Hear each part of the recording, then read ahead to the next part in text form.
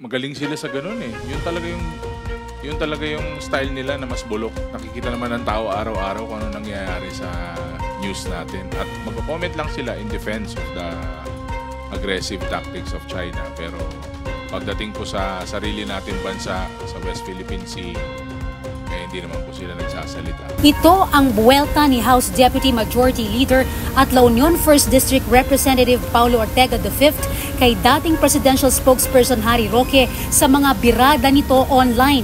Ito ay kasunod ng patuloy na paggawa ni Roque ng mga vlog sa social media habang nagtatago sa The Hague, Netherlands. Sa pinakahuling post kasi ni Roque, inakusahan nito ang Administrasyong Marcos na ginagamit ang issue sa China para ilihis ang galit ng publiko sa pagkakaaresto kay dating Pangulong Rodrigo Duterte.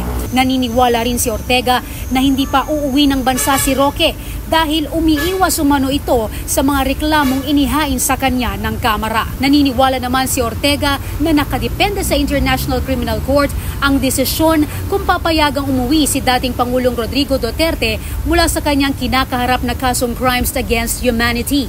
Ito ay kasunod ng pahayag ng dating Pangulo na matanda na ito at kung siya ay mamamatay ay nais niyang ito ay sa Pilipinas. Para sa totoong balita sa Bagong Pilipinas, Zai Chua, Congress News.